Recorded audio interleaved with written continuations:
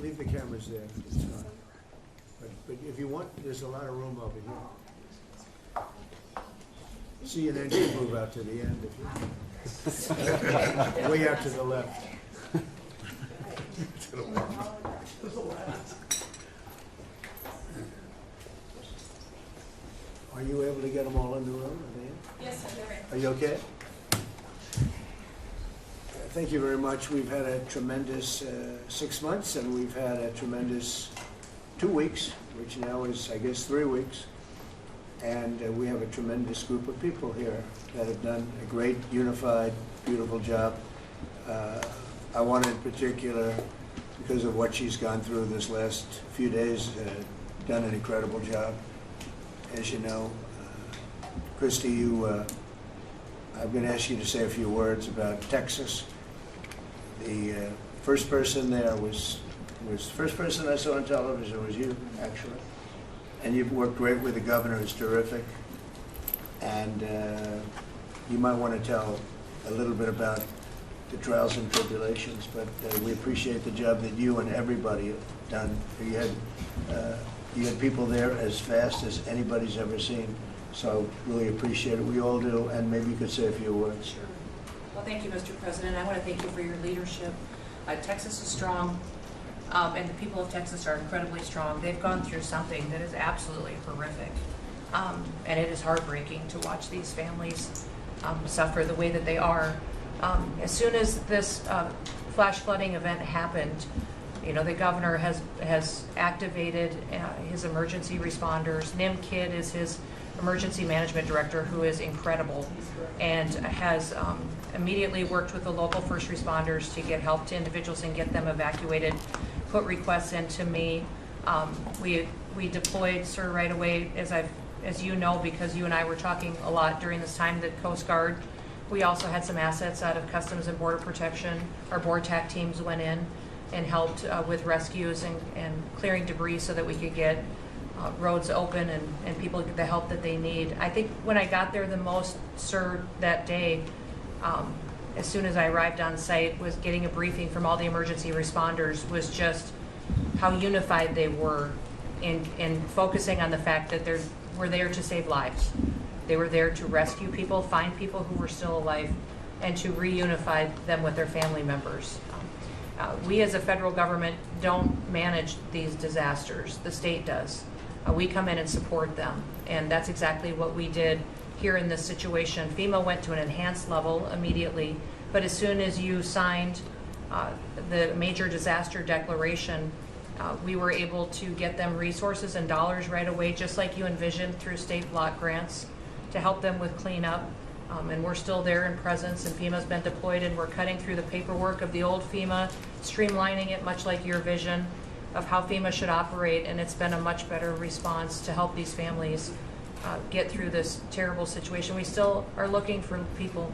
We're still looking for a lot of little girls and other family members that were camping along that river, and they will continue until they find every single person, and we will continue to help them and assist in that. I was surprised when I got there at the camp that day, right after this happened, the parents that were there, the parents that were looking for their children and picking up their daughter's stuffed animals out of the mud and finding their daughter's shoe that might be laying in the cabin, and just hugging and comforting people matters a lot. I'm extremely grateful for God's hand in that whole situation, because hundreds and hundreds and hundreds of people were saved.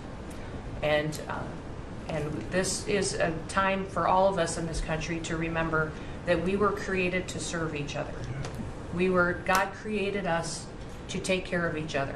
And that when we do that, we are happier, we are more fulfilled, and we can walk alongside people on their worst day and help them get through it and come out the other side, knowing that we can continue to live a life that God has purposed for us. So they're grateful for you. Several times the day after the flooding, you and Melania were on the phone with me, and I want to thank you for that. That meant the world. I was able to tell many of those folks that I had been visiting with you, and that you had said whatever they need, Christy, let's deploy it and get it down there and be helpful. And on Sunday, when the families were waiting at a church to identify their children's bodies, Franklin Graham and I called in and prayed with the families and read some scripture with them, and he was incredible in making himself available to that as well. We'll be back down there in a couple of days and continue to do all we can, but this is an unprecedented event. It really is. There's been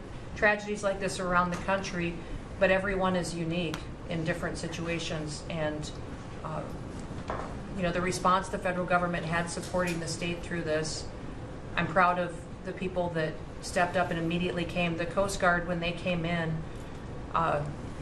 they had a difficult time even getting the aircraft in and landed. They had to try several times in the weather to get it in and deploy, and I think we've heard about our one Coast Guard member that was responsible for saving over 165 people, but that entire crew did incredible work.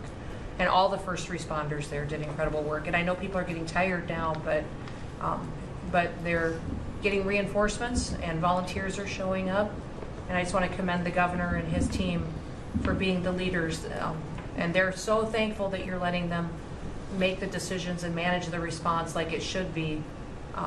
And then us supporting them with the resources of the federal government. We've already deployed dollars to the state, much like the block grants that you've talked about. Right. So very grateful for that, sir. There's never been a wave like this outside of the breaking of a dam. Because this was almost a wave that ended up being 30 feet high, more actually. Now with the dam you can understand it, but this approached almost with that speed. When you see a dam break, it's not a pretty sight. It wipes out everything, and this is the kind of thing that built up so fast. And it's happened 2 or 3 times before over the years, but not to this extent. But tell them when you met the father who was picking up the daughter's clothing. And I had walked through the cabin where all the little girls died, and I had kind of fallen apart in there, but I walked out of the cabin, and a gentleman was standing there, and he said, that man over there needs a hug. And so I walked over to him, and I hugged him, and I said, do you work here? And he said, no, my little girl was in that cabin. And he said, and I just found her best friend about an hour and a half ago. She had passed away. And he just fell apart. And so then we just hugged and talked for probably an hour about that. But then there was the grandpa was there looking for his granddaughter as well. There was a dad there of one of the counselors.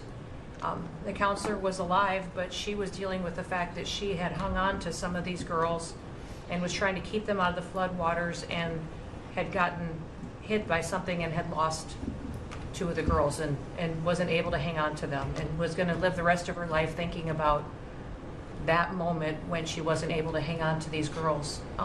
But these parents were picking up their kids' belongings out of the mud and throughout the camp and putting them in bags. And then one of the dads said, I knew 50 of these girls here.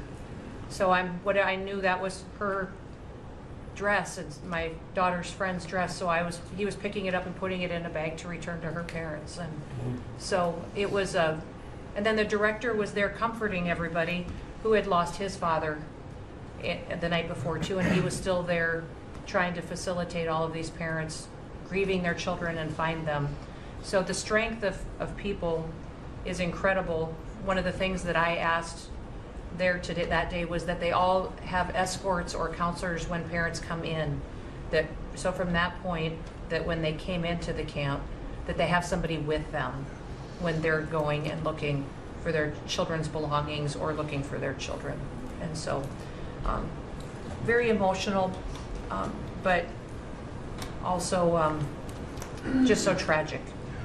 The relationship with Texas and the governor has been obviously very good for years with me, but the relationship with Texas and their first responders and us with our first responders and lots of other people, and we brought in a lot of helicopters from all over, and we had a lot of helicopters. It was actually dangerous, a lot of helicopters up there, but they were real pros, and they were responsible for pulling out a lot of people, and we got them there fast, and Texas had some good ones too, but the response has been incredible, and the fact that we got along so well, I don't know, I don't even think that's a political thing, but we got along so well, and it was so unified. I think a lot of lives have been saved. That could have been as bad as it was.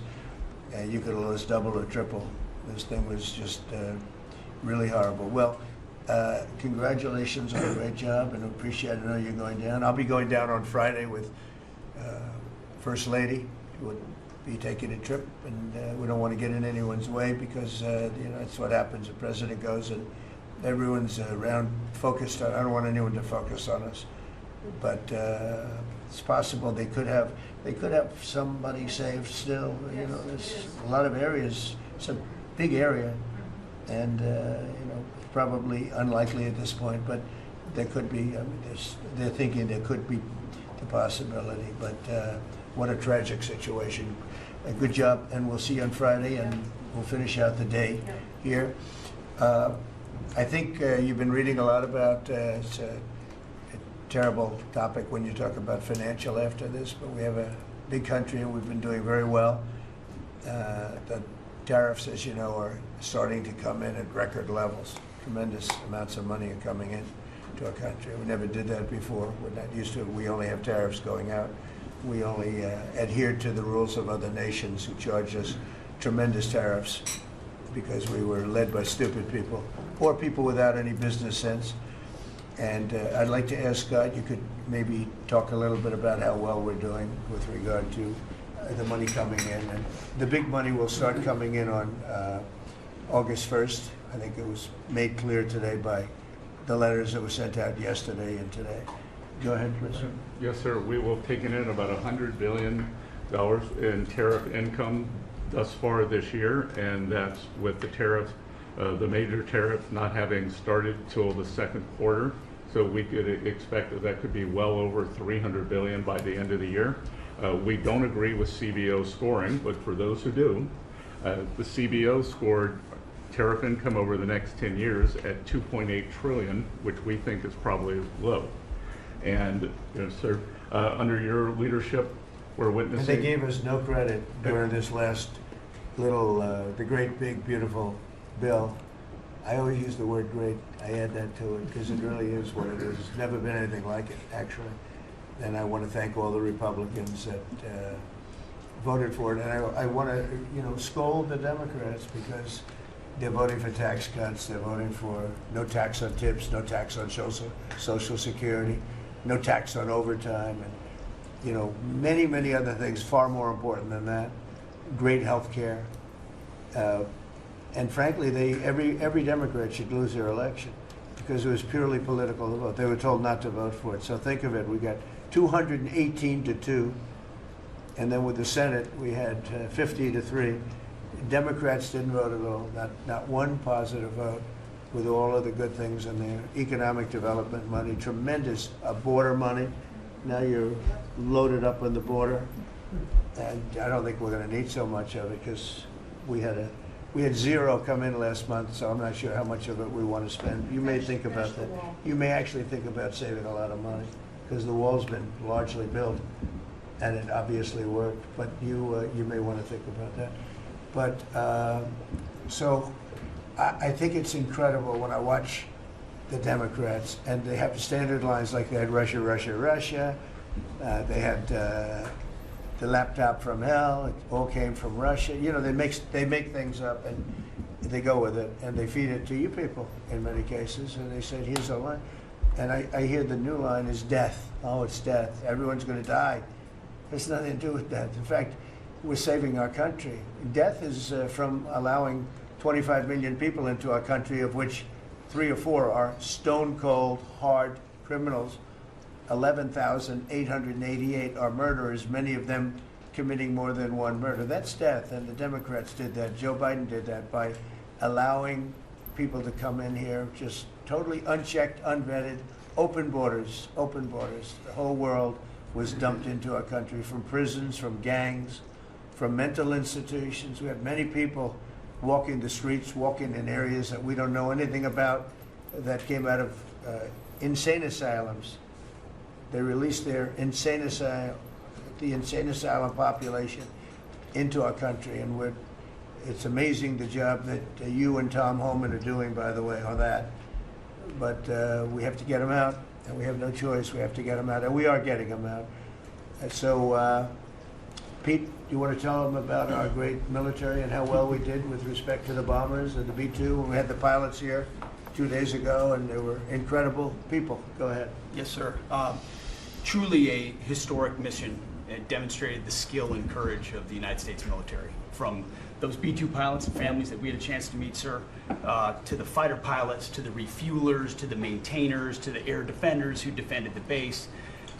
What was demonstrated on the world stage was American military might and capability. And it wasn't just Fordo and Esfahan and Natanz that took notice in Iran. It was the rest of the world, that we have a decisive commander-in-chief willing to use these capabilities, which are the best in the world. As the president pointed out, no one else could have done what America did there on that night, and everyone took notice of that. With the One Big Beautiful Bill, sir, we've got $150 billion additional to invest in Golden Dome and all the other weapon systems and stockpiles and shipbuilding priorities of yours. Another month, another historic recruiting bump. It's not just the Army and the Marine Corps anymore, it's the Navy, the Air Force, and the Space Force, all historically ahead of where they've ever been. So historic spirit inside the military. We had a chance to be at NATO, Marco and I, and see how the world responds to us saying it's time for you to shoulder the burden and take the lead for your continent. That only happens with President Trump leading. And we're proud to be a part of what's going on at the border, sir, with now a fourth national defense area where we're helping get to that number 0 and securing the border. But that mission, Operation Midnight Hammer, re-established deterrence. It reversed what happened in Afghanistan. You saw the debacle of what Biden allowed to happen in Afghanistan and what that did to our image. President Trump said, with Operation Midnight Hammer, we're reestablishing American leadership and deterrence, and we're proud to be a part of it, sir. And our so-called enemies were watching. They watched every minute of it. They watched. There was very few people that weren't watching, actually, but they watched every minute. It was a perfect military performance, the likes of which we haven't seen in a long time. I mean, if you compare that to the same country, the hostages from years ago, Jimmy Carter, it was unfortunate for Jimmy Carter. He was a nice man, but with the helicopters going down, the sandstorms, the prisoners, they got captured, then the election and the prisoners and Reagan and all the problems. It was nothing but problems. And that was a failure. And ours was not only the pilots. I mean, those machines flew for 37 straight hours. They didn't stop. They went skedaddle. You know the word skedaddle? It means skedaddle. They dropped the bombs, and somebody said, skedaddle. Let's get the hell out of here.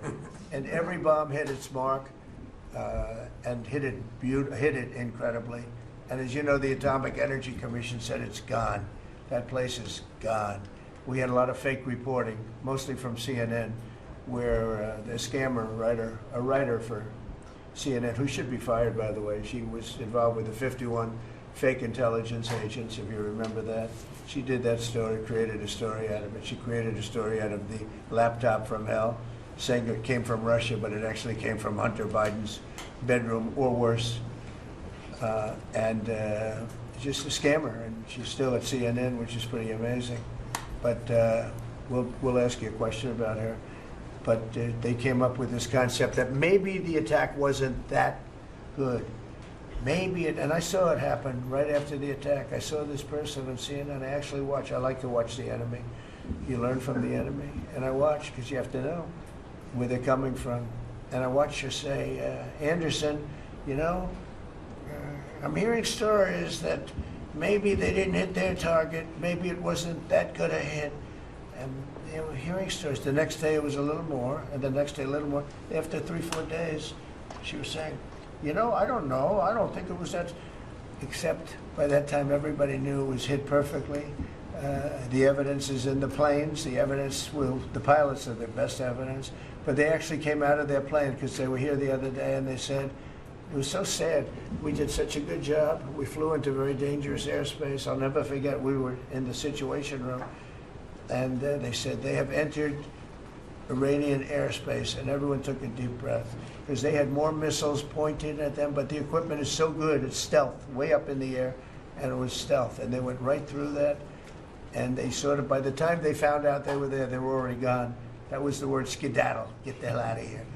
But they were right in the most dangerous airspace in the world, and they took those big, beautiful, very fast. They're unbelievable planes. I mean, they become really beautiful works of art. You know, I always thought they sort of were cool, but now they look better than just cool, don't they, huh? But they dropped the loads, and literally they would hit, if you look at this table, from here to there, they had a half a refrigerator door is the way to best explain it. Take a refrigerator door, average size, cut it in half. That was their target. They hit every single one. Then we had 30 missiles, Tomahawk, shot from submarines 300 miles away. Every one of them hit their target. It was a perfect mission. Then they came back, almost 37 hours. Every plane worked perfectly. The mechanics were here too. I said, you got to get the mechanics here. We didn't have any problems. If you remember, they had a lot of problems with the helicopters, but they did fly through a dust storm, which they shouldn't have done. Sometimes you say, let's go back and try it on a nicer day. Dust and sand don't work well with helicopters if you know much about helicopters, but that was a horrible embarrassment to us. Then we had Afghanistan, which I think was the most embarrassing moment in the history of our country, and we would have gotten out. I was the one that got them down. I would have kept Bagram, the big air base, which right now is controlled by China, one among the most powerful runways in the world, thick with concrete and steel.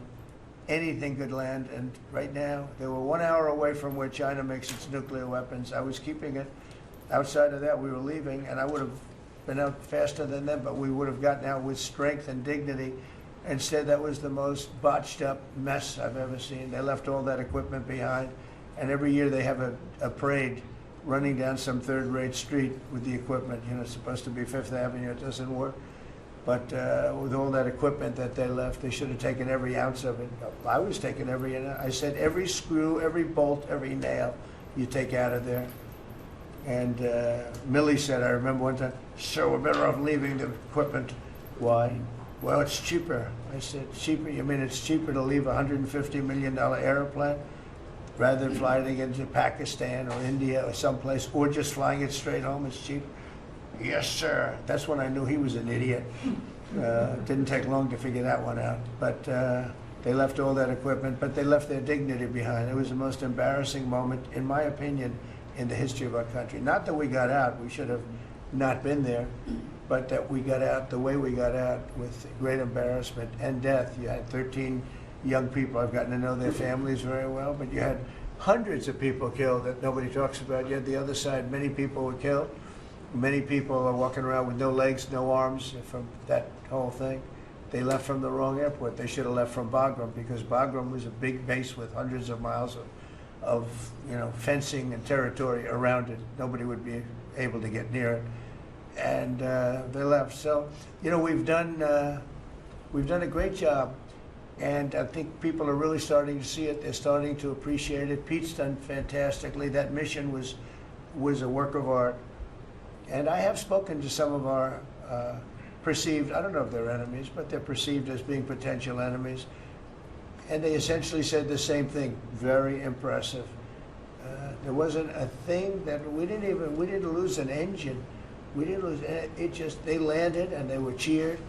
But the sad thing was they were cheered, and one of the pilots said, we were a little concerned because when we got out, we were told that on television they were reporting that we may have missed our targets. Sir, we hit every target. That's what I do for a living. We hit every target. In fact, when the bombs hit, a yellow haze came over the horizon that I've never seen before. It just lit up the whole horizon, brighter than the sun. It was like looking into the sun. He goes, we hit our target, because you know what that was exploding. And but they were a little downbeat because they listened to that fake CNN reporting and the fake New York Times. They worked together to try and say that it wasn't perfect. They couldn't say they missed. All they could say is, maybe it wasn't perfect. And you ought to fire that reporter immediately. You should fire her. Real fake. And so I just want to congratulate those pilots. And, a lot of people don't like bringing things like that up. I do. I always like confronting, because otherwise the public doesn't know that you're a bunch of crooked people. But they know, they've learned. and the media has to straighten out their act. You know, the media is down to 17% approval. You got to do a little better than that. It's important for the country that you do better. I think they ought to make a lot of changes. I think changes are going to be made to the media, but it's hard to have a really successful country if you have a corrupt media, and we really have a corrupt media. And nobody really knows why. I mean, why would you want to have open borders and criminals pouring into our country? Why would you want to have men playing in women's sports, transgender for everyone? You know, you'll have to figure that out. But some of you don't. I mean, I'm looking at some people, they love the country, but I look at other people and they can't. But we're really proud of our military. It was, and the people that maybe don't like us or want to play games with us, because I think that had you not had the situation in Afghanistan, I don't think Putin would have gone in. I think when Putin looked at how stupid and incompetent that operation was, he said, wow, this might be a chance. And we're dealing with him now too. We're not happy with Putin. I'm not happy with Putin. I can tell you that much right now, because he's killing a lot of people. And a lot of them are his soldiers and their soldiers, mostly. And it's now up to 7,000 a week. And I'm not happy with Putin. Okay, any questions? Yes. Yes, sir. You just said that you're not happy with Vladimir Putin. Is there anything that you plan to do to act on that feeling of unhappiness? Well, I wouldn't be telling you. Don't we want to have a little surprise? You know, one of the things we did with the attack is that, and you asked that question, I didn't mean to be rude, but I'm in a rude because I'm looking at some of these crooked people up here, so I'm rude, but your question was asked very nicely. But one of the things we did is we went over every fact. We wanted to get every fact straight. We wanted to have the distance straight, the number of pilots straight. Everything had to be correct, because we want to be, this was a very important mission. If we failed on this mission, it was beyond the war that, you know, obviously we had with Iran and Israel, a lot of hatred, a lot of years and years of hatred, centuries of hatred. People have never seen anything like it. So we wanted to be correct with all our facts. So, you know, what I was doing is just asking, it would be great if the media would be correct with their facts. That's all we asked for. So, go ahead. So finish it up. Oh, yes. Just returning back to Russia, if there's anything that you would signal about your displeasure with them. Well, look, I'm very unhappy with them. There's no reason for this. It's turned out to be tougher, but it's only tougher. And I will say the Ukrainians were brave, but we gave them the best equipment ever made. We gave them the anti-tank busters that knocked out tanks. I mean, you just aim them in the direction of the tank and the tank is gone. We gave them missiles, the latest and the greatest. They were able to shoot down a lot of things that would have normally wiped out. You know, probably would have been a very quick war. It would have been a war that lasted 3-4 days, but they had the benefit of unbelievable equipment. And Europe gave them to. We gave them far more because Biden shouldn't have done that. He should have equalized. We should have given them the same, or we should have given actually less than Europe. It affects Europe much more than us, but we're in there for over $300 billion. Europe's in there for over $100 billion, but still, Europe gave a lot.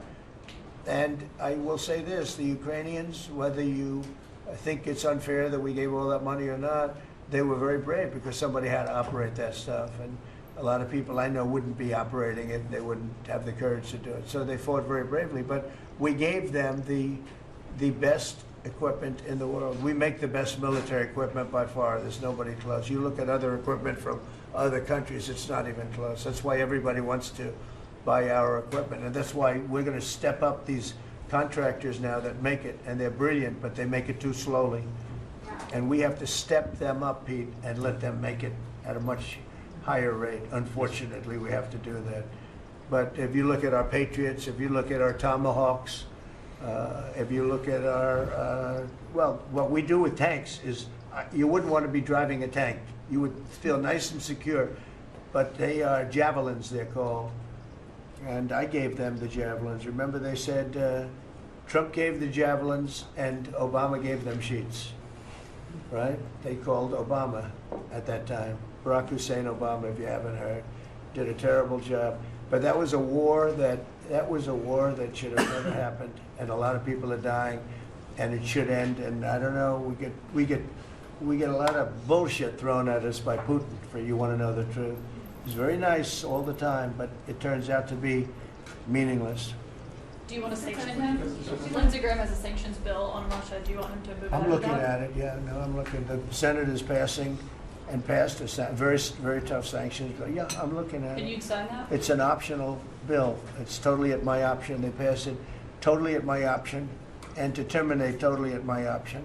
And I'm looking at it very strongly.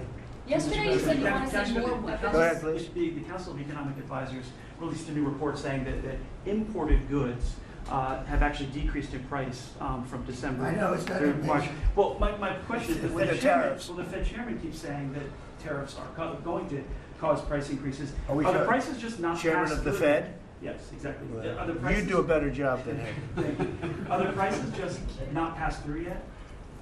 No, I think what's happening is everything's evening out. You know, when we charge, see, what people don't understand, the other countries have been charged, almost every country charges us tariffs. We had deficits with everybody for years, for decades. And we were like this big monolith that made bad deals with everybody. We rebuilt South Korea and we stayed there. It's okay, we rebuilt it and we stayed there. And they pay us very little for the military. I got them to pay billions of dollars, and Biden then canceled it when he came in. You know, I said to South Korea, as an example, you know, we give you free military, essentially, very little.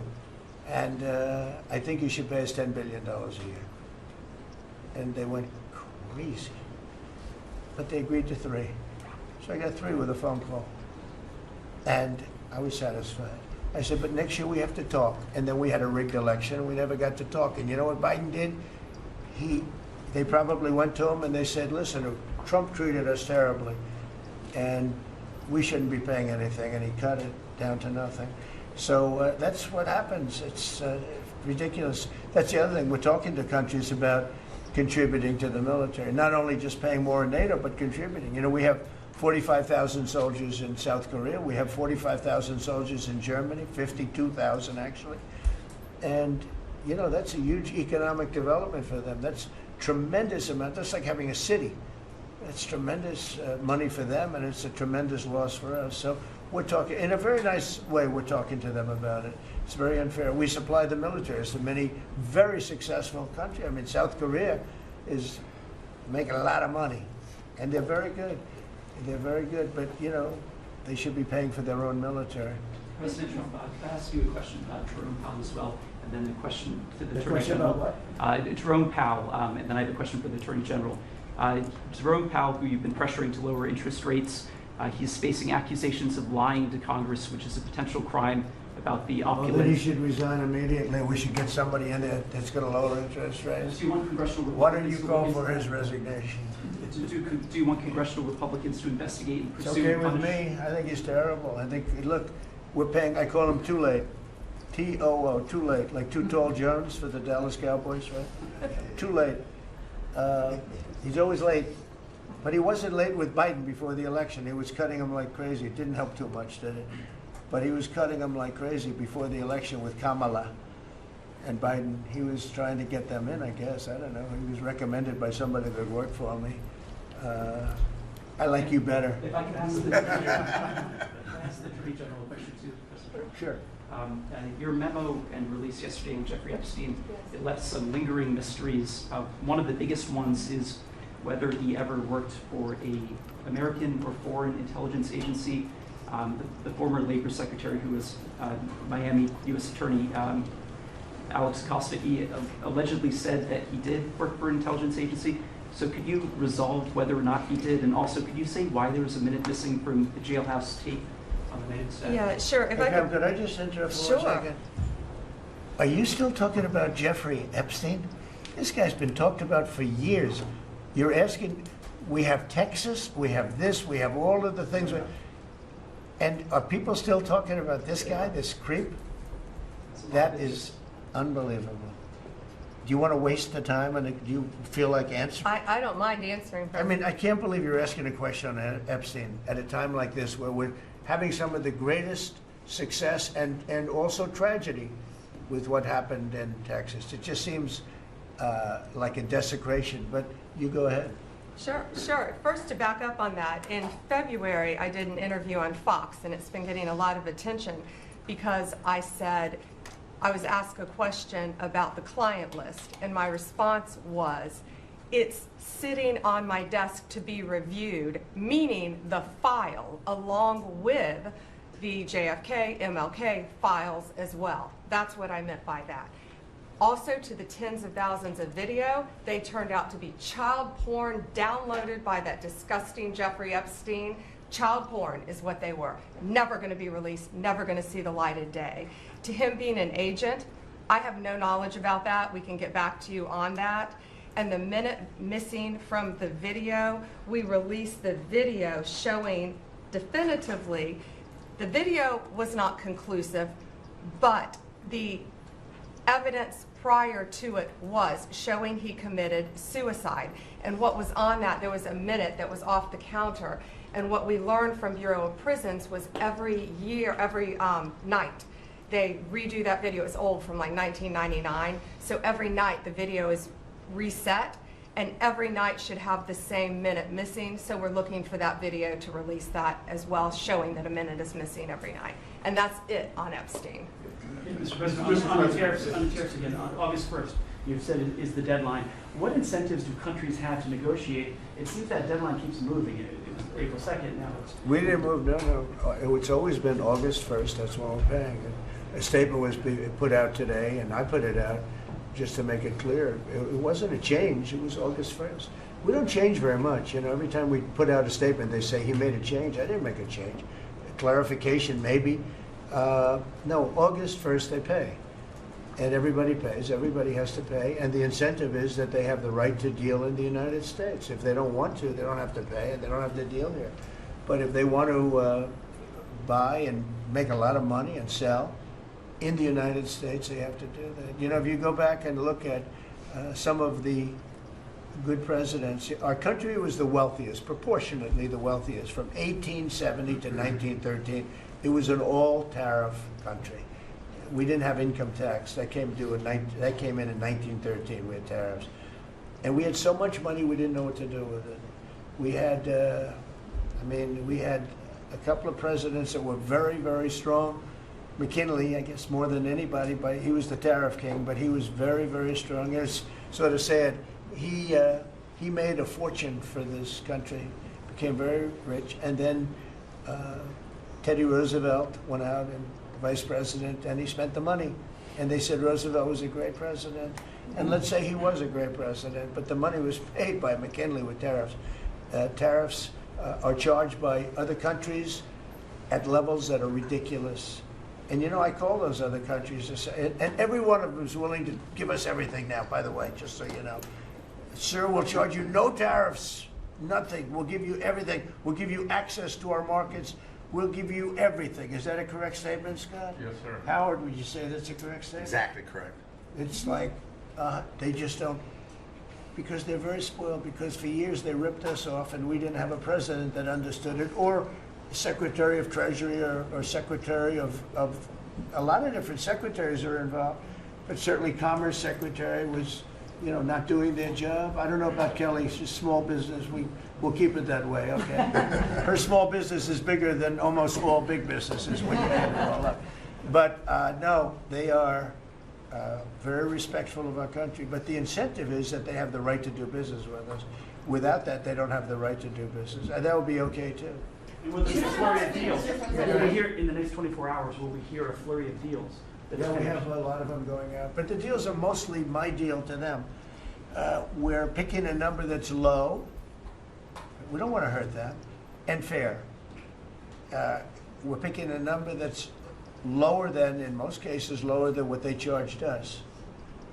But it's amazing when you've paid all this money for years and they get one president that's a little bit different and a little tougher on this subject, and they're willing to drop everything they've been charging us for years and years. I mean, we have countries going, we will have you don't have to pay any tariff to come in and do business. They're giving us total access to their countries. They gave us no access to the country. They'd say, well, you cannot go into our country. Okay, good. Now it's, we will give you total access and you don't have to pay any tariffs. But please don't charge us tariffs. And we don't like that deal. So the letters I send out are, we have made some deals. We can make a lot more deals. It's just too time consuming. It just makes it more complicated. And we can do things over the years too. You know, we're not hard line. But it's about time the United States of America started collecting money from countries that were ripping us off and laughing behind our back at how stupid we were. Okay? Thank you. Mr. President, on the tariff issue, so you talked about India coming, but then a couple days ago you issued a new tariff threat to members of the BRICS countries for if they aligned with anti-American policies. 10% charge. That would be India, Brazil, That's Russia, right, they have to pay 10% if they're in BRICS. Because Right. BRICS was set up to hurt us. BRICS was set up to degenerate our dollar and take our dollar as the standard, take it off as the standard. And that's okay if they want to play that game, but I can play that game too. So anybody that's in BRICS is getting a 10% charge. Is that immediate, sir, or is Yeah, that pretty if soon. they engage in some behavior? Well, if they're a member of BRICS, they're going to have to pay 10% tariff, just for that one thing, and they won't be a member long. I thought BRICS was, you know, I said this about a year ago, and it largely broke up. But, you know, there are a couple that hang around, but I thought it largely broke up. BRICS is not, in my opinion, not a serious threat. But what they're trying to do is destroy the dollar so that another country can take over and be the standard. And we're not going to lose the standard at any time. If you have a smart president, you will never lose the standard. If you have a stupid president like the last one, you would lose the standard. You wouldn't have the dollar as you. And if we lost the world standard dollar, that would be like losing a war, a major world war. We would not be the same country any longer. We're not going to let that happen. The dollar, you ever hear the expression, dollar is king? The dollar is king. We're going to keep it that way, okay? And I'm just saying, if people want to challenge it, they can, but they're going to have to pay a big price. And I don't think any of them are willing to pay that price. Thank you, Mr. President. Are you optimistic about reaching a tariff deal with the European Union soon? Well, the European Union has been speaking to us, Ursula and the whole group, and they've been very nice. They treated us very badly until recently. Now they're treating us very nicely. It's like a different world, actually.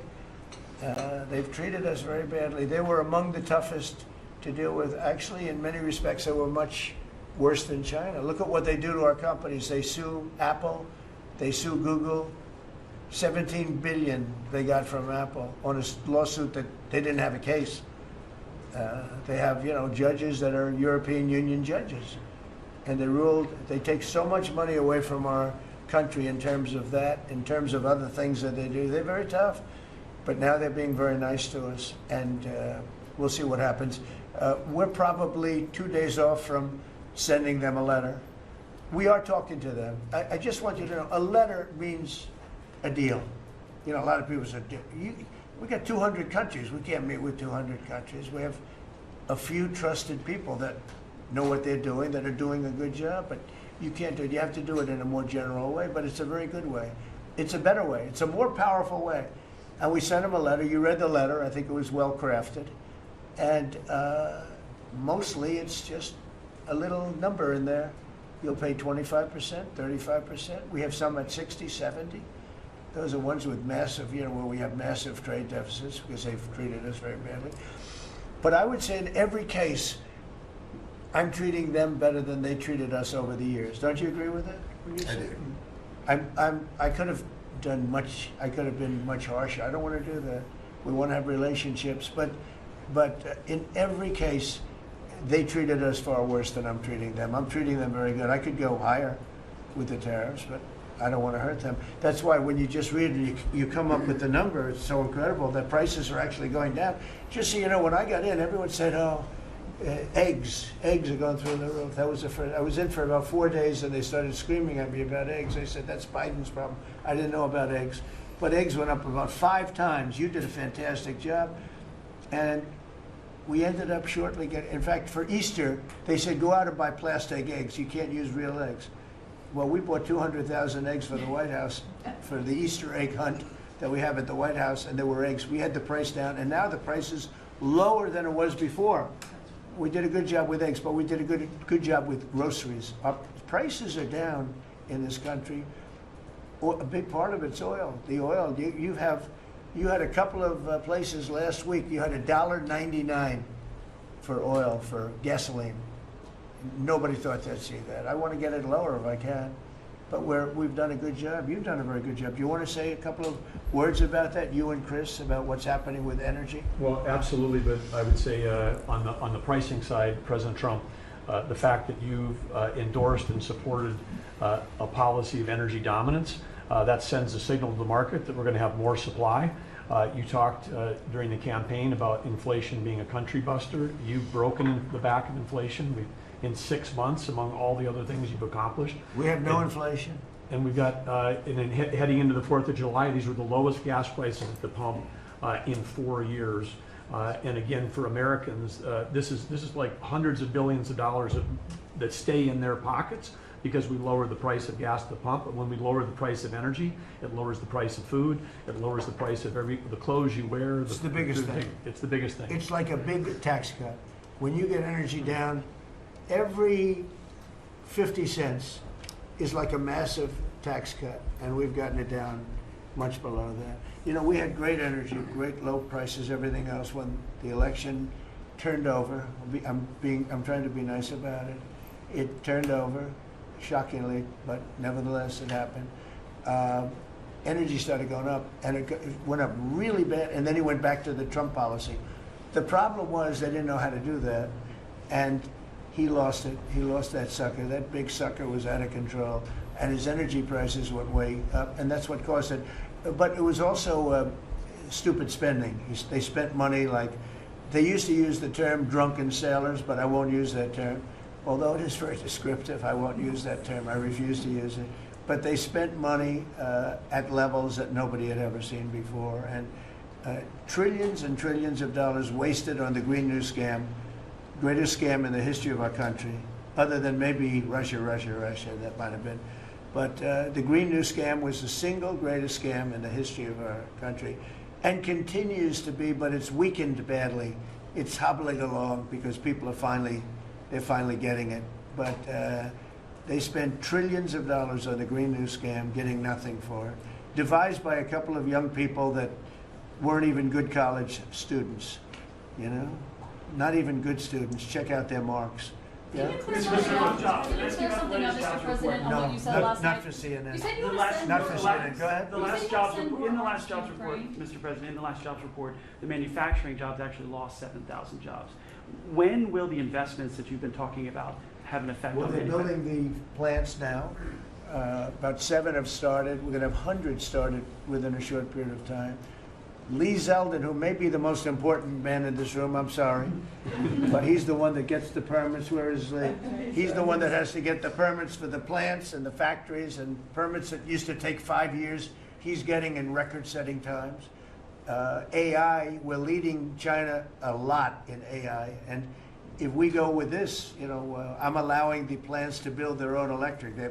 I'm allowing them to become an electric utility, so they can produce their own electricity, because we need double to be successful with AI, which is the biggest thing now. We need double the electricity that we have, which is hard to believe. We need even more than that. And they're building plants with their own electricity substations. They don't have to use the grid.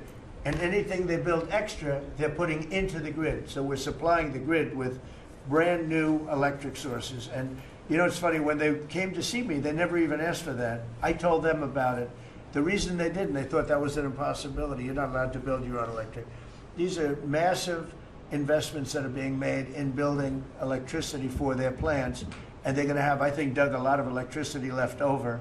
And that electricity is going to be passed into the grid and give us no more, you know, like you look at California.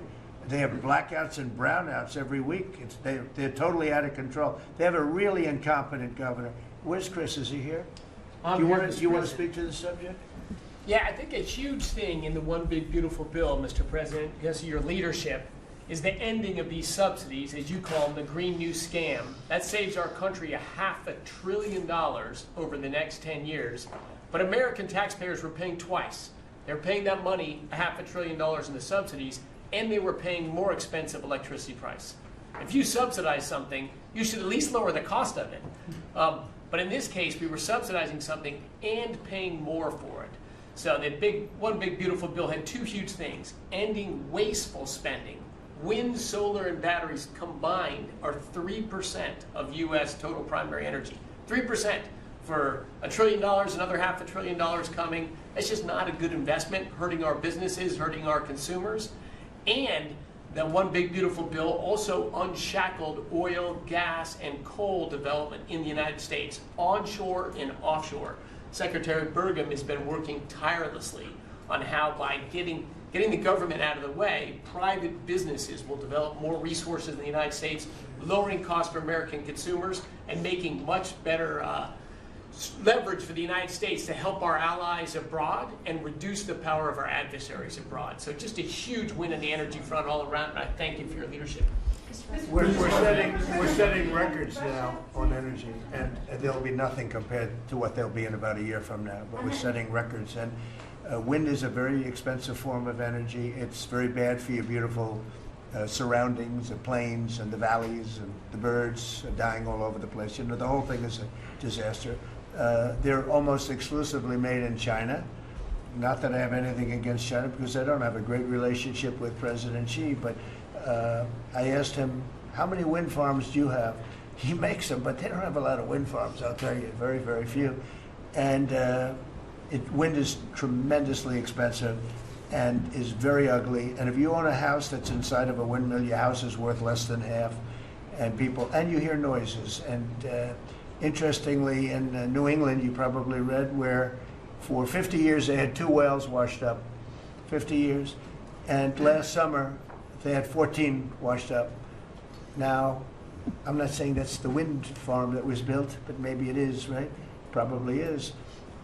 It's tremendously expensive, and it can only be done with subsidy. You know, I know a man that's in that business, and one of the biggest in the world actually runs a company that builds these stupid windmills. And he said, I hate the business because it's the only energy where you need subsidy. He said, energy shouldn't need subsidy. You should make money with energy. So wind. The other one is the solar, those big solar fields. They're taking our farmland. Our farmers are like mortified by it. They hate it. It's very, very inefficient and very ugly too. You know, probably better than a windmill, but you go around and you see all these things that are 3 miles long by 3 miles wide, and you say, what the hell is that? And it's a lot of plastic from China. It's plastic, black plastic from China. Now, we want to be smart. We're going with, look, China right now is building 58 coal-fired plants, 58 big ones. They have 62 on the books to build. We've reintroduced clean, beautiful coal, because you know you can do a lot with coal now. Clean, beautiful coal, and natural gas, and all of the other things that we have. But we don't want wind, and we don't want solar, because they're a blight on our country. They hurt our country very badly, and smart countries don't use it. Solar sounds good, I will say, and I like, on occasion, you'll see a roof which is made of solar brick, but it's a smaller use. We need the kind of thing that's going to fire up our plants, and it's not going to be wind, you know, that is very intermittent, as you probably know. But they've spent a fortune. They've spent trillions of dollars on this stuff. And I'll just give you one other story. A friend of mine is a very successful guy. He went back to see his mother in Minnesota, hadn't seen her in a long time, and he wasn't back for 10 years, which isn't a nice story. I mean, you don't see your mother for 10 years. She's got some difficulties, which I know the guy, he does have some difficulties. He's very successful, but probably not the nicest person. It was actually longer than 10 years, but he went back and he told me he wanted to go and look at the valley. There's a valley in Minnesota that he thought was so beautiful. And I hadn't seen it in a long time. He's driving along the road. He said, oh my, I'll use the word gosh, oh my gosh. He said, oh, he said, it looked like a junkyard. You had 159 windmills. They were all over the place. Some were old, some were newer. different companies, different shapes, different sizes, different colors. Many of them were terminated. Terminated meaning closed. You can't take them down because the environmentalists don't let you bury the blades because they're made out of a fiber they say is bad for the earth. So they want you to put them up, but they don't let you take them down. But many of them were turned off. He said it looked like a junkyard. Go to Palm Springs, California, and take a look at that pile of junk. You go into a wealthy neighborhood. Before you get there, you have to ride through hundreds of windmills that are, most of them are turned off. They're rotting, they're rusting, they're 30 years old, 20 years old, and they have a very short life. You know, those windmills have a very short life, especially the ones that are in the nice salty Atlantic Ocean and Pacific Ocean where the salt just gets under that steel and decimates it. Now, it's a horrible, horrible thing for our country. And I speak out. It would be nice to say wind, because it sounds so good, doesn't it, Doug? Wind, wind. But it's not. It's these ugly machines, and they're all made. You got to see. Some are a little taller, a little shorter. They're made by different companies. They have different stocks. They have different blades. They have different everything. It is so horrible. And if you look at smart countries, they don't use it. Smart countries don't use it. And we're now a smart country. We're not we're a brilliant country. We're not smart. We're brilliant now. We're going to be a brilliant country. We have to be, because we have to catch up for some really stupid people that did a bad job. Yes, Brian? Yes, Mr. President, I've got a quick comment and feedback as a native Texan, someone that I grew up bringing my kids to a camp very near the affected camp now. Thank you on behalf of Texas. I've gotten hundreds of messages that want to thank. It's if you're in the cabinet room, you can tell the president and his team on behalf of Texans, thank you so much for the quick response and the loving and the hugs. I saw that you gave. Two quick questions. I saw a Palestinian senator. His name is Schumer. He's a good Palestinian. No, he's a Palestinian. He's become a Palestinian. He's abandoned the Jews. But I saw him say, it's Trump's fault. Yeah, that's right. It's Trump's fault. He was actually, do you ever see John Lovett's The Liar? Where he goes, yeah, I went to Harvard. That's right. This was Schumer. He goes, yeah, it's Trump's fault. That's right, it's Trump. I actually saw that stupid guy try and blame it on me, and I said, man, that's a tough one to take. But his career is limited because I hear AOC is going to beat him, and she's no bargain either, by the way. Go ahead. Well, I'm just saying that's an example of an America First team effort to get this country back. So that's what America First looks like for the viewers watching us at home.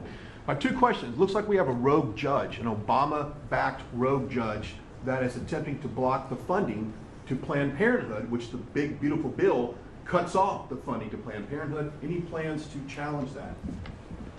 Okay. Absolutely. Yes, we're on it. We're on it. And I texted, I believe, I talked to yesterday Secretary Lutnick and Secretary Besson. I reached out to you to let you know that we were on it in the big, beautiful bill. Wonderful. And then my I second... let her handle that question. You notice? I said, go ahead, handle that question.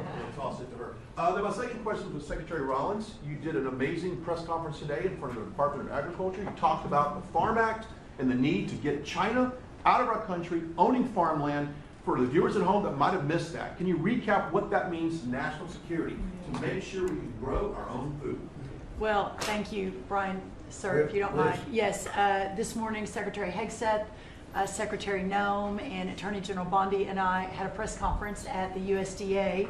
I just happened to have a chart in case it came up, but obviously the Chinese owning of farmland in our country is a massive national security issue. And for the media, you can see the yellow is where all of the farms have been purchased over the last number of years, and the red is around all of the military bases where that farmland has been purchased. So this is a massive national security issue. The press conference this morning included 3 of our greatest governors as well, Sarah Sanders from Arkansas, Jim Pillen from Nebraska, and Bill Lee from Tennessee. The states have begun taking a leadership role to ban the purchasing of China farmland. Obviously, Congress needs to step up and catch up, and we're going to be working alongside of them as well. We had some of our members, great members of Congress there, but it is time, and I think that this morning was symbolic of many things. The first of this administration working every day to effectuate President Trump's leadership and unequivocal support of America First. But second, just how close we are as a cabinet. I don't know in any other administration that you'd have 4 cabinet members at the USDA on a Tuesday morning when it's about 110 degrees outside with the sun beating down on us talking about Sir Your Vision. So I think it was a great day. It was just the start. There's an executive order coming and some other things coming behind that. But protecting America's farms isn't just about protecting our farmers. It's also about national security. So that's what we discussed this morning. I do want to say that I think we have had a really good relationship with China lately, and we're getting along with them very well. They've been very fair on our trade deal, honestly, and I hope we're going to have a great relationship. It's a big, strong, powerful country. We're more powerful than they are. We have much better military equipment than they do, but we are getting along with them very well. I'm getting along with President Xi very well. We speak often. And with all of that being said, and I understand what you're saying, but I think we're getting along with China very well. Mr. President, you have sent more weapons to Ukraine, as you said last night. Last week, the Pentagon paused some shipments of weapons to Ukraine. Did you approve of that pause? We want to put defensive weapons because Putin is not, he's not treating human beings right. He's killing too many people. So we're sending some defensive weapons to Ukraine, and I've approved that. So who ordered the pause last week? I don't know. Why don't you tell me?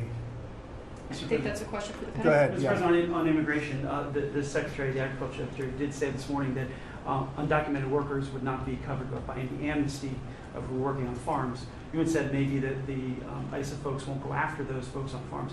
So which is it? There's no amnesty. What we're doing is we're getting rid of criminals, but we are doing a work program. Do you want to explain that, please? Yeah, this morning we talked about, of course this was a top of mind question, this morning we talked about protecting the farmers and the farmland, but obviously this president's vision of no amnesty, mass deportation continues, but in a strategic way, and then ensuring that our farmers have the labor that they need. Secretary Chavez-DeRimmer has been a leader on this. Obviously this comes out of the Labor Department, but moving toward automation, ensuring that our farmers have that workforce and moving toward an American workforce. So all of the We've above. got to give the farmers the people they need, but we're not talking amnesty.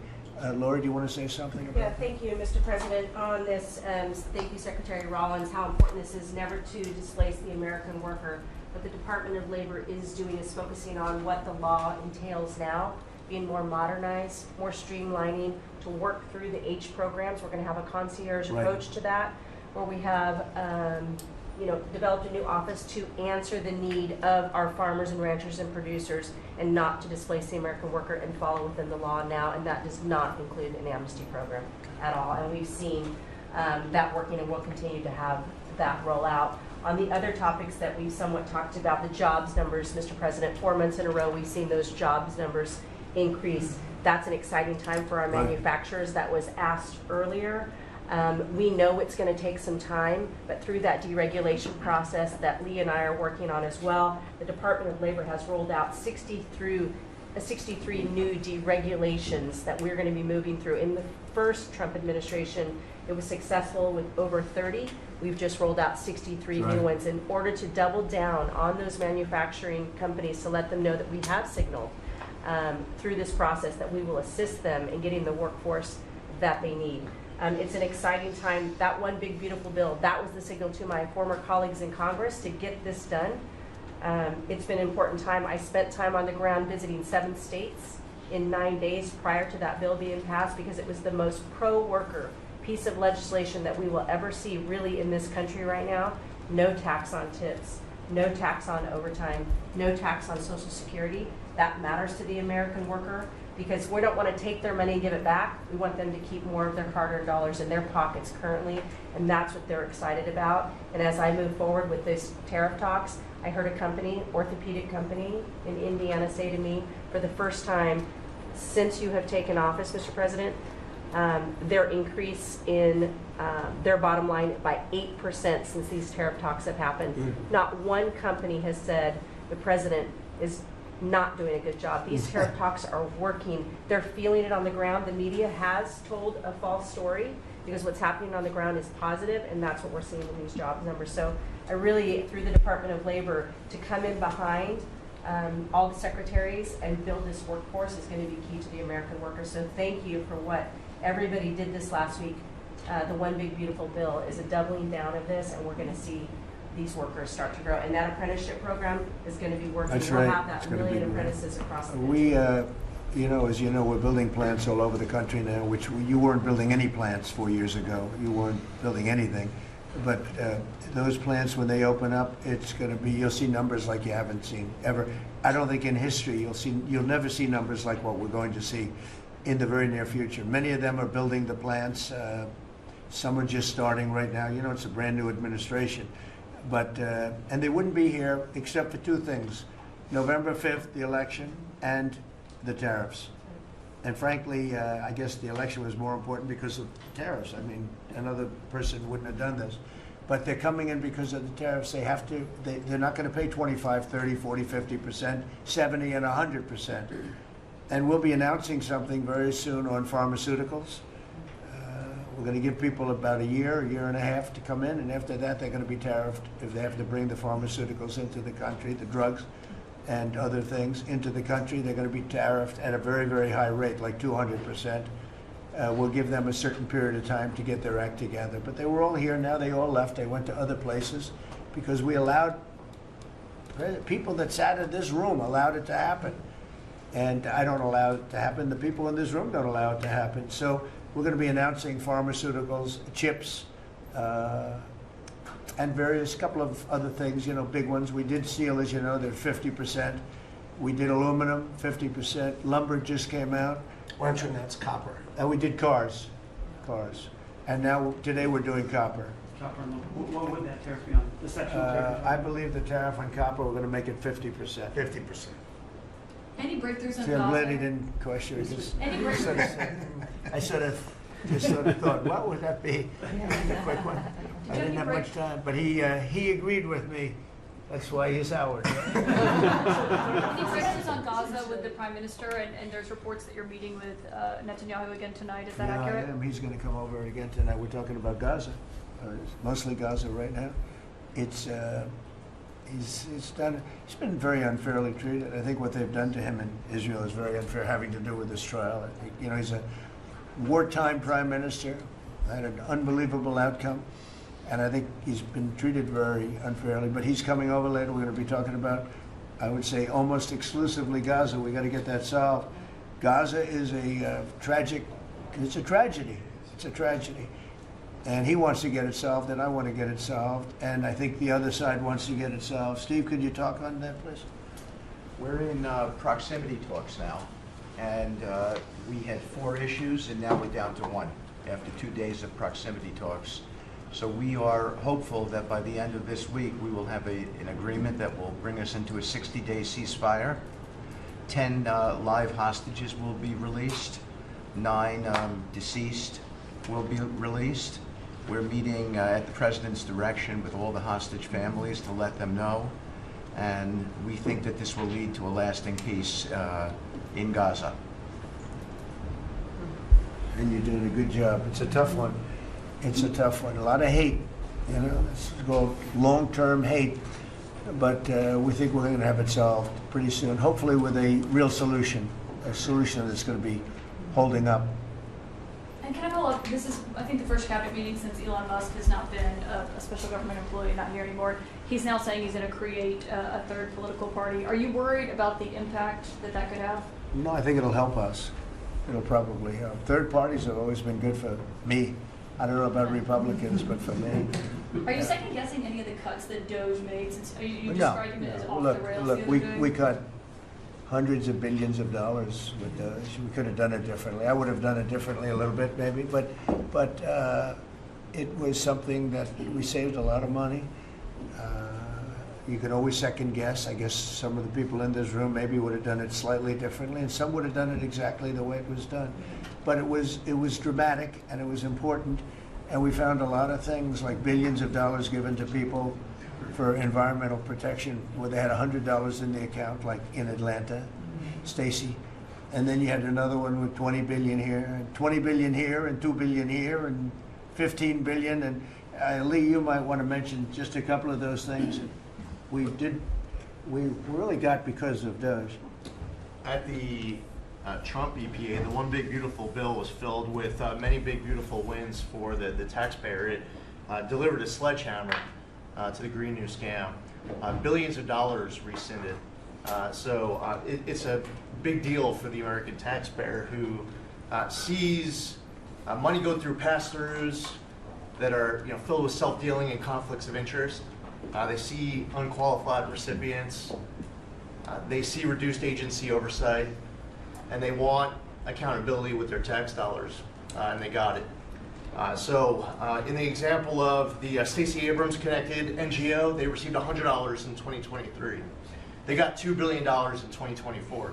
They had to complete training on how to develop a budget that was put into their grant agreement.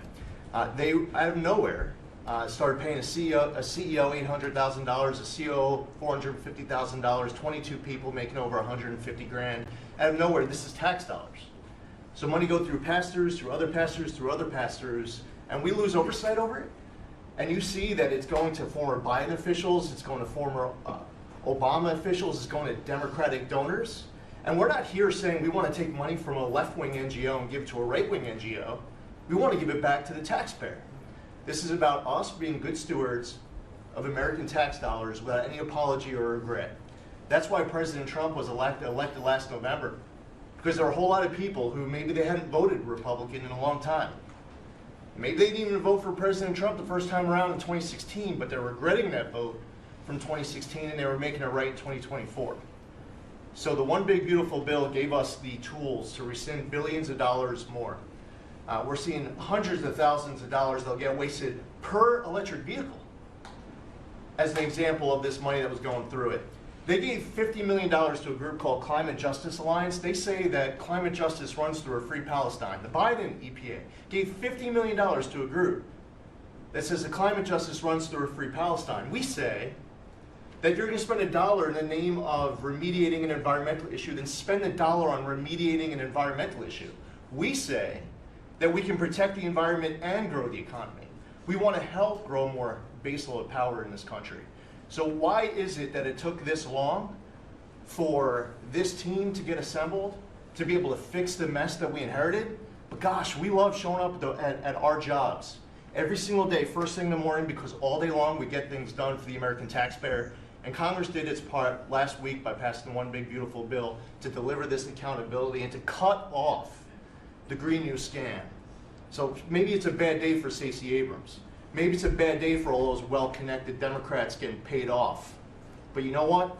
God bless America. Because at the end of the day, President Trump is here, J.D. Vance is here, and the greatest cabinet ever assembled to deliver that much-needed and highly demanded accountability. Mr. President, That was a very good answer.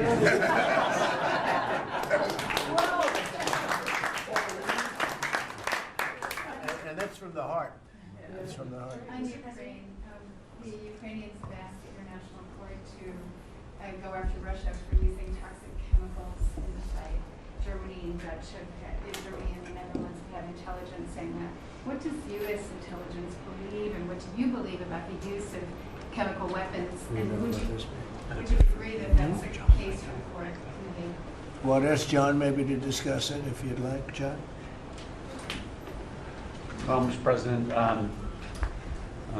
obviously chemical weapons, if it's documented in its use, it's illegal. It's against all international laws of armed conflict and treaties. And obviously I can't share in this room with this audience the intelligence that I can share with you privately, but obviously you're not going to stand or allow for any violations of international law by anyone. That's right. Thank you. Could I ask Sean to Department of Transportation, Sean Duffy, former great congressman, very popular, decided to go out and make a couple of bucks. He made a lot.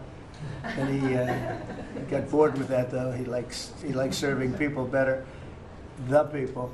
And could I ask you to just discuss a very important subject to me, and that's the modernization of our equipment at airports so that planes aren't crashing into each other and bad things don't happen. It should have been done many years ago. We were going to do it, and then the election precluded that, unfortunately. But we're doing it now. Could you tell them where we are? Yeah, if I can start with Newark. You guys all covered what happened in Newark. We had outages for a couple of 30-second outages a couple months ago. We have, in 2 months, Mr. President, it's historic speed, laid new fiber lines for communication and tested those in the next month. So those new lines for the Philly Tracon that controls the Newark airspace, they're up and running, lightning fast speed. June was the most on-time June ever in the history of Newark for air travel. So that's going incredibly well.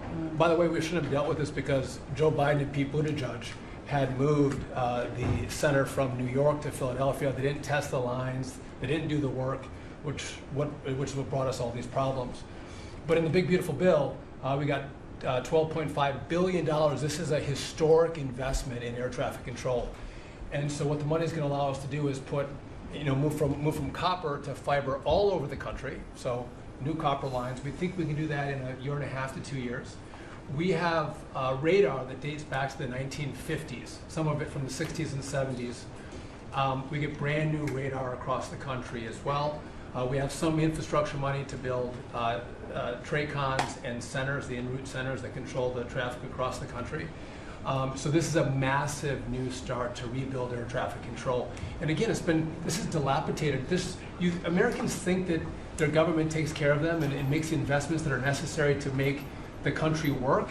And for 30, 40 years, the investments weren't made. And so under your leadership and direction, we are making those investments. And per your direction, right now we are interviewing what we could call a general contractor or an integrator. One company to manage. It's a massive project. The FAA is not qualified to manage this kind of a project. So we are now going through the process of finding who that one company will be to manage the whole project. We'll interview those companies together and make that selection. So we'll write one big beautiful check to one beautiful company that'll be responsible for this whole build. But if I can just make one last point, this is not enough money. We're going to need more. But this is a massive new start. The biggest investment. We'll need some more money on top of it, but a great start from the big beautiful. It's a starter. It was very important to us. And just to cover that, there have been accidents, and my pilots, I would often hear them say, "Oh, good," and they would use a different system, a different country to land in New York. They'd use the radar and other things from a different country. I said, "What's that?" He said, "Oh, our system is so bad." And I knew that. We were all set to start, and Boot Edge came in, and what they did was so crazy because they hooked it copper into fiber, into steel, they had all different systems. They had hundreds and hundreds of contractors, different contractors for different airports. They spent billions of dollars, and they made the system worse because you can't hook copper into fiber. It doesn't work that way. You just can't do it. It's not doable, but they tried to do it. Didn't work out too well. And in the end, it was just a complete disaster. We want to have one great company. Now, Raytheon's going to bid, IBM's going to bid. We have 5 or 6 bidders that really are good and do this stuff. And we want one, because I know about overruns. I look at the railroad out in California, headed up by one of the worst governors in our country, who I used to get along with actually, but he's just, when you lose 25,000 houses and you would have had your cities burned down. If we didn't step in, Los Angeles would have been burned to the ground.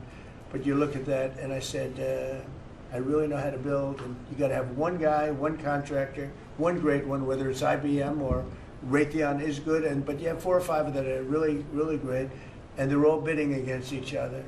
But you don't want to have one doing the wire and one doing the digging and one doing the demolition and then they're all saying they all blame each other because they're saying they were late and therefore you have to pay me millions of dollars more money. I know the system so well. And we're going to have a great company do the whole thing. We're going to get a fantastic price. Maybe we'll get them. They're very big and very strong, and maybe we'll get them to make a contribution toward getting it done at the right price. But we're going to have a great system. When we finish, we will have the best system on earth, done by one of the 2 or 3 best companies. There are only a few companies can do this. This is not. But if you would have seen what this other group did, they were going crazy. They had. I heard 3,000 contractors And then when it all came together, guess what? It didn't work. It's a disaster. So we're going to have in a pretty short period of time, so it'll take us about 2 years to build it, and we'll have a contract given out probably over the next couple of months. We have some great bidders, some great companies that want to do the job. You're going to have great air traffic control. Yes, can I just make one last point on this?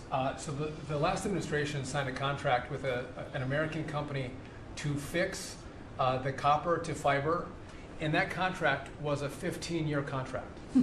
The system is failing today, but that's how idiotic and incompetent the last administration was.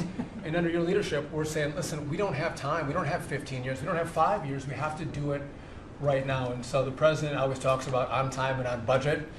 We have embraced that. We are going to be on time and on budget. And by the way, you mentioned a train out in California. Stay tuned for, probably give us 5 days and you'll have an answer on what's going to happen with the $4 billion that we potentially have invested on a train that's going to go nowhere. It's going to be $120 billion that'll never connect San Francisco to LA. Again, the last administration wasted so much money on projects that never work. If you're going to have high-speed rail, you're going to invest billions, we should actually have high-speed rail in America, not boondoggles that fund political friends and allies and family They had members. from San Francisco, inside of San Francisco to inside of Los Angeles. Should have never been built because airplanes do it better. And you could drive it. You could drive it. No problem with driving it. The roads aren't even crowded.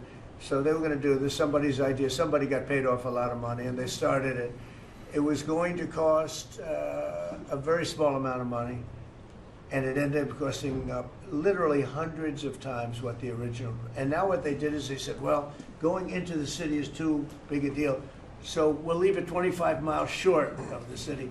So now they're leaving it. They're not going to finish it, really. It's not the same project. So now they're leaving it outside of San Francisco and outside, short of each. They just want to get it done, and I've never seen cost overruns. You know, if you have a cost overrun of 10%, you should be ashamed of yourself. 20%, you should not do any more jobs. This is a cost overrun of 2,000%, something like that. It's unlimited, and it's not finished. And maybe it will never get finished. And I told Sean, look at it from every standpoint, but we don't want to, you know, we have federal money going into that, and it's like throwing it out the window. So whatever you can do to stop it. $15 billion and not one track has been laid. $15 billion and we're 16 years into the project, not one track. Mr. President, on New York, you're the most prominent Republican in the country from the city. What do you want to... Anywhere else, too? I don't want to be a wise guy. Perhaps I can. Maybe Marco. But how do you want Republican voters in the city to vote in the upcoming mayoral election? Should they vote for Eric Adams? Should they vote for Sliwa? Should they pick someone else? Look, number one, you have a communist running, and you shouldn't vote for him. He's a disaster. He's leading. He's got the Democrat nomination because that shows you where the Democrats have gone.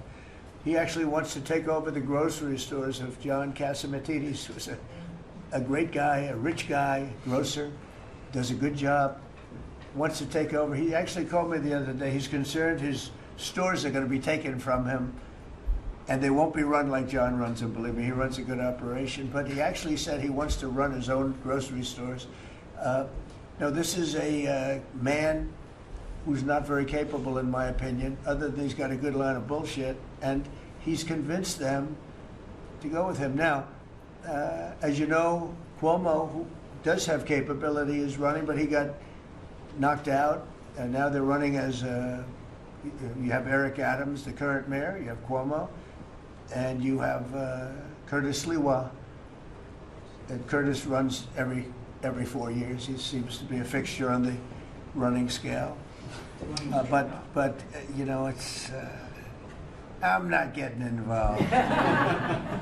But I can tell you this: I used to say we will not ever be a socialist country, right? Well, I'll say it again: we're not going to have. If a communist gets elected to run New York, it can never be the same. But we have tremendous power at the White House to run places when we have to. We could run D.C. I mean, we're looking at DC. We don't want crime in DC. We want the city to run well. Susie Wiles is working very closely with the mayor, and they're doing all right. I mean, in the sense that we would run it so good, it would be run so proper, we'd get the best person to run it. The crime would be down to a minimal, would be much less. And, you know, we're thinking about doing it, to be honest with you. We want a capital that's run flawlessly, and it wouldn't be hard for us to do it. And we've had a good relationship with the mayor, and we're testing it to see if it works. But New York City will run properly. We're going to bring New York back. I love New York. You know, I loved New York for a long time. Then we had a bunch of crooked people in there. You have an attorney general who's a total stone cold crook, New York State, Letitia James, a total crook. All they do is want to go after political opponents. They do what's ever expeditious for them. She's the one that took out Cuomo because she wanted to run for governor, and then she ended up getting 1% of the vote. She polled at 1%. She dropped out, went back to attorney general. You have a lot of crooked things going on in New York. We're going to straighten out New York. Maybe we're going to have to straighten it out from Washington. But when I see a communist who has actually gotten a Democrat, pretty much gotten a Democrat nomination, they also went to that new form of voting, which is a beauty. You go in there in third place, you come out in first. That's that form of voting that they have gone to. You know what I'm talking about. It's not too good.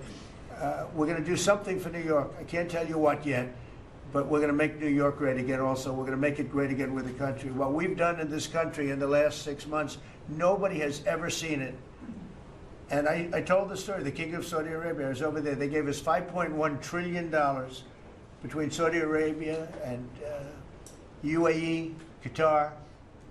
3 stops, $5.1 trillion coming into our country as an investment, biggest investment ever made. And it's all going to good stuff. I mean, all real big, good stuff. Energy projects, big, big things. But they all 3 told me essentially the same thing. We thought your country was dead, and now you've got the hottest country in the world. We're right now riding the hottest country. We all, and you can all be proud of it. We're in the hottest country. This is the hottest country in the world. There's nobody close. Made hotter by some great pilots and great machines that nobody else has. Those great, big, beautiful machines, they rode those machines right into the toughest territory, and nobody knew what the hell happened. And then they hit their targets perfectly, and it was complete and total obliteration. And that's why that war ended, Steve. They told me that's why the war ended. The war ended when they saw that, it was over. And we're very proud of it. But we have the hottest country in the world right now, from a country that was close to dead. And if I didn't win, if you would have had the other person win, we all know who she is, whether it was she or Biden. They're the same. He may have been more competent than her, and that's hard to believe, right? But if you had that ideology in, I don't believe you would have had a country anymore. I think you would have had a country that was broken up. But we had a dead country. Now we have the hottest country in the world, and everybody knows it, and everybody said it. Mr. Vice President, do you have anything to say? Well, thank you, Mr. President. I just want to say that I'm very proud of the whole team. I think everybody has worked together. You see Pete and Marco and Steve working on some of the diplomacy, Christy and Pam working on the border. We just have a really, really solid team, and we've done a lot of good work. And in particular, I want to congratulate the White House staff led by the President on getting the One Big Beautiful Bill passed. I was personally skeptical. Sorry, I never told you this, but I was skeptical we'd be able to get that thing done by July 4th. We did it because we worked together and we worked very well. So it's an honor to be a part of it, but I'm really proud of you guys for doing a great job. The beautiful thing about it, it had something for everyone. That's right. Most people said it had to be broken into 7 bills. It's so big.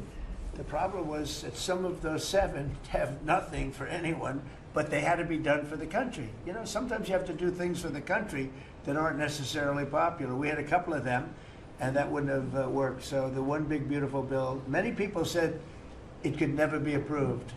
Too big, too everything is too much. But it had something very big and very important for everyone, and it's great for the country. And remember, the Democrats have come up with a false narrative, you know, just whatever. It's just a line that they send to everybody and that they print. I think in the case of this, it's death, death. Everyone's going to die. I heard that. Everyone's going to do just the opposite. Everyone's going to live. What we're doing is saving our country and making it much bigger, better, and stronger than it ever was. I'd like to ask, Marco's been doing such a great job. Do you have anything to say? Well, it's just going through a list here, Mr. President, and I think the Vice President's pointed out to the great team you have, but and all these achievements that have happened domestically. But you think about it, under your leadership, we prevented and ended a war between India and Pakistan. NATO's now at 5% for the first time ever, the highest numbers ever. A peace deal between the Democratic Republic of Congo and Rwanda. A 12-day war that ended with an American operation that we're the only country in the world that could have done. Hopefully, pretty soon, a peace deal between Azerbaijan and Armenia. The entire Middle East and the infrastructure of it has the potential now to change because of Syria and Lebanon, and it hasn't even been 6 months. Sure. It hasn't even been 6 months, so it's a great testament to your leadership in this. Well, thank you very much, and you've done a fantastic job. Could I just ask Linda, she's involved in so much, she's so talented and so good, and she's working on a couple of little things like Harvard, who was given $5.5 billion over a short period of time.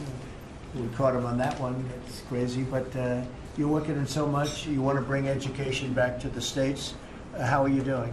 Well, absolutely, and thank you for the opportunity. I think on the big, beautiful bill, what we saw, was school choice, that's finally on a national basis at the state level, but there are opportunities now for scholarships, more and more of them for kids who are in failing schools. It's going to be a big turnaround.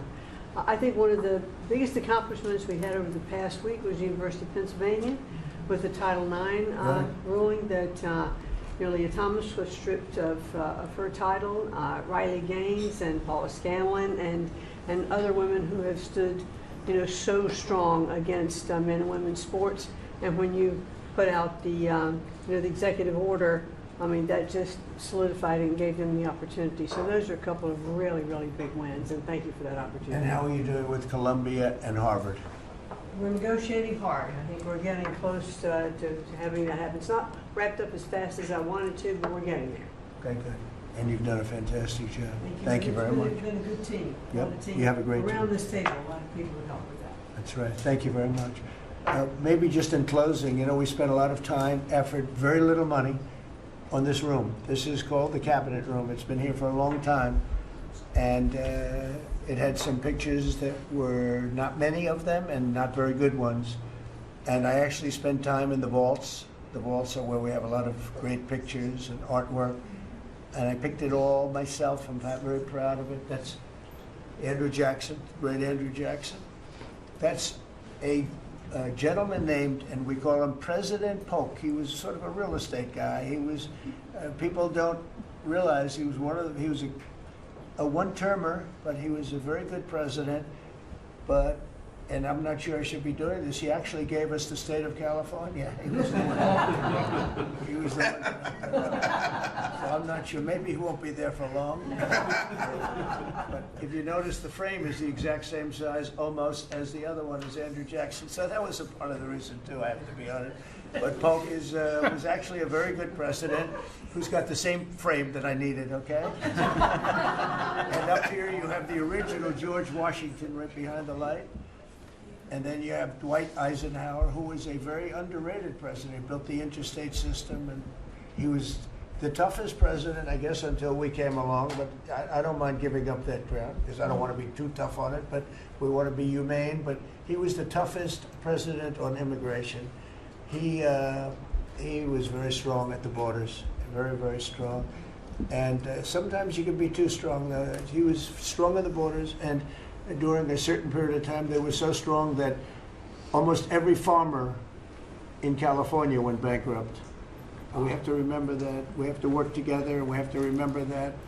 But he was a very good president, and a very good general, and a very good president, and I thought he deserved a position somewhere on this floor.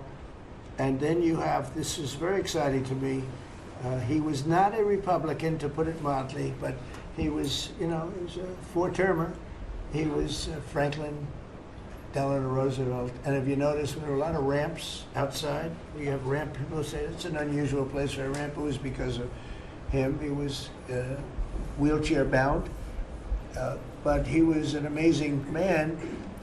It's an amazing portrait, and we used to have him in the room, a different portrait, and it was a terrible portrait. It was almost like it was done by a child. And I used to say, you know, I can't believe that he would have approved of that portrait of himself. And I was in the vaults and looking at things. I said, what's that? And we have some great curators here. We have 6 curators at the White House. They have 2 for paintings, they have them for furniture, they have them for different things. I guess cost is no object. Okay, cost is, maybe I'd have 1, but that's all right. But we have 6, and they're very talented, though. And he said, that's a picture of FDR. I said, really? Let me see it. They took off the wrappings, very well preserved. And I said, that's the picture they've been looking for years. That was the picture of Franklin Delano Roosevelt. And I said, oh, wow.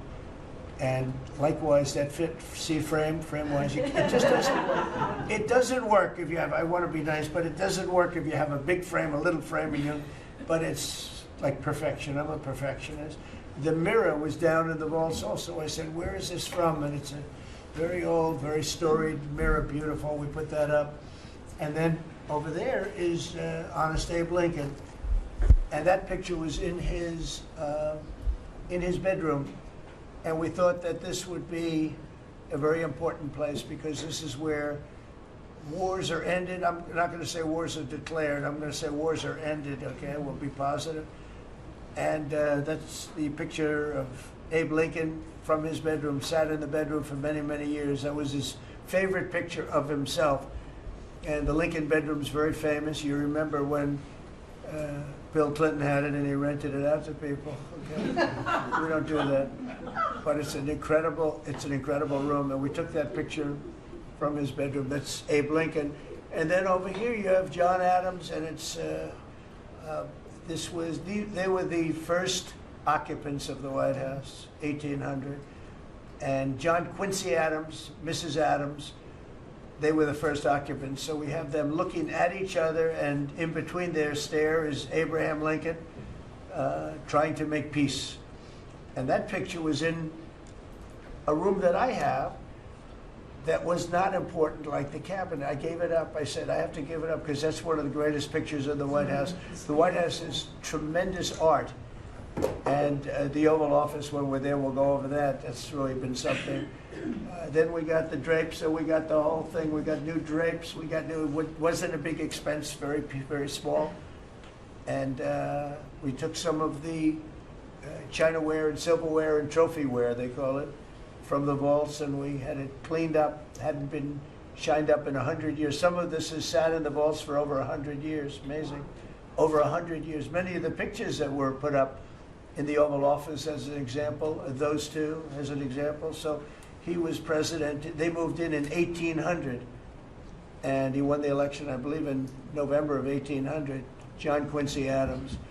And we thought that would be, he was considered to be a good president, and he was the first occupant of the White House, so it sort of made sense. And I love the frame of those pictures. Look at those frames, you know? I'm a frame person. Sometimes I like frames more than I like the pictures. And we have the flags of the Marines, and Space Force now has its own flag. I'm very proud of Space Force, but the Army, Navy, Air Force, Marines, Space Force, the whole thing. And Coast Guard is right there. You never forget the Coast Guard. They do a great job. So we have the flags throughout the office. And it's really become quite a beautiful place. I don't want to tell this, Marco pointed it out. I was going to leave the clock. So as president, you have the power. If I go into the State Department or Department of Commerce or Treasury, if I see anything that I like, I'm allowed to take it. Do you believe this? So I'm in Marco's, I see this gorgeous clock, grandfather clock, and there it is. I said, Marco. He didn't know about it. I had to read him the rule and regulation. I said, Marco, I love this clock. Look at it. It's beautiful. He said, what clock? I said, the clock that's in the other room is incredible, and nobody gets to see it there. Marco, I tried to talk him into it first, and it sort of worked, and then I had to use a little more. I said, I'd love to take that clock out and put it in the cabinet room. He said, no, are you serious? I said, Marco, I have the right to do it, Marco. And he said, all right, what the hell? So that's his contribution to the cabinet room. But it's, by the way, it's an incredible clock. And, you know, it's an important room. So you may see it again. Maybe we'll move it back someday. Anyway, so that's pretty much it. But it really is great. Here we put out, you know, these lamps have been very important, actually. Whether people love them or not, but if you see pictures like Pearl Harbor and Tora Tora Tora, you see movies about the White House where wars are being discussed. Oftentimes they'll show those lamps or something like those lamps, something that looks like them, probably not the reals, because I don't think they were allowed to. This is a very important room. This is a sacred room, and I don't think they made movies from here. You never know what they do. But they were missing medallions. See the medallions on top? They had a chain going into the ceiling. And I said, you can't do that. You have to have a medallion. They said, what's a medallion? I said, I'll show you. And we got some beautiful medallions. And you see them. They were put up there. It makes the lamps look better. So we did these changes. And, you know, when you think of it, the cost was almost nothing. We also painted the room a nice color, beige color. And it's been really something. The only question is, will I gold leaf the corners? You could maybe tell me my cabinet could take a vote. You see the top line moldings, and the only question is, do you gold leaf it? Because you can't paint it. If you paint it, it won't look good because they've never found a paint that looks like gold. You see that in the Oval Office. They've tried for years and years. Somebody could become very wealthy, but they've never found a paint that looks like gold. So painting it is easy, but it won't look right. And the question is whether or not we should gold leaf it. Linda, do you have an opinion? I gold leaf it. You like it the way? No, I gold leaf it. You'd gold leaf it? Yeah. Who would gold leaf it? Could I raise you? How about, would you gold leaf it? I was going to ask about McKinley, one of your favorite presidents. Well, McKinley was a great president who never got credit. In fact, they changed the name of Mount McKinley, and I changed it back because he should have been, the people of Ohio he was the governor of Ohio. The people of Ohio were very happy when I did that. I heard they were very insulted. They took the name of Mount McKinley off. That was done by Obama a little while ago, and I had to change it back. I changed it back. He actually was a great president. He was a president. He was the tariff, the most, I guess, since me. I think I'm going to outdo him, but he was a tariff president. He believed that other countries should pay for the privilege of coming into our country and taking our jobs and taking our treasure. That's the way he explained it. They took our jobs and they took our treasure, and for that they should pay. And he made them pay, and he built a tremendous fortune. In fact, in 1887, they had the Great Tariff Committee was set up in 1887 because our country had so much money, we didn't know what to do with it. And they set up a committee of, as they called them, elites, a term that we have to change because I think a lot of the people that are elites aren't elite. I think the people that aren't elite are elite, so we're going to have to maybe switch that around somehow. But they had a committee that was set up to spend the money because it was such a large amount of money at that time. It was nobody had seen anything like it, and it all came in from tariffs, and people didn't pay tax. There was no income tax system. I told you that came back in 1913. That came back and lived well for a while, and then you had the Great Depression, and then later they tried to bring back tariffs, but the whole thing was, this was after the Depression. That was one of the great misconceptions. Is people like to say, "Oh, but it was during the no." The country had a Great Depression, and then after the Depression, long after it started, they brought back tariffs to see if they could save it, but it took them really 25 years. When you say about 25 years to get out of the Great Depression, a lot of people don't understand that. But I thought it would be interesting for you to get a little view of this room. This is a very important room, very powerful room, great room. And we've done similar, but even beyond this, in the Oval Office. We brought back pictures of some of the great presidents. Many of them were in the vaults for over 100 years. Originals all, beautiful, beautiful things. And rather than sitting in a vault downstairs for 128 years, I thought we should display that, and we did that, I think, in a really good way. We've gotten very high marks. But it's interesting. People walk into that room and they look around the room. They don't even want to talk to me. They could look at it for hours. It's funny when people come into the Oval Office. It's such an incredible. It's a sacred place. When people come into the Oval from the biggest people in the world, presidents, prime ministers, kings, queens, one case at least, queens, and the biggest business people in the world, they walk into that office and they always say, there's no place like this in the whole world in terms of the power. I mean, it's beautiful and all, but there are other beautiful offices. You have businessmen that have offices that are, full floors of office buildings, floor-to-ceiling glass, and they walk in there and they say, there's no place like this anywhere in the world. There's no place. And, it's what it represents maybe more than the physicality of the room itself. So it's an honor to have you all, media. It's an honor to have you. I just want to say we have a fantastic cabinet. Every one of them is a star in my book. And if they're not, I'll let you know about it. I don't I'll throw them to the wolves. I'll throw them to the wolves in 2 seconds because our country comes first, right? But I just want to thank you all for being here. It's been a lot of fun. Thank you very much, everybody.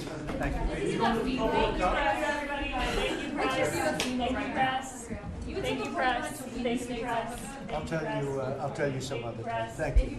Thank you guys for moving. Yeah, I will. Are we talking about next week or next year? I'm going to go. I'll be going to the game. Yeah. I'm going to deliver it. They have it in my office. You're right. You're giving it up? She's special. Oh, she's special. Yeah,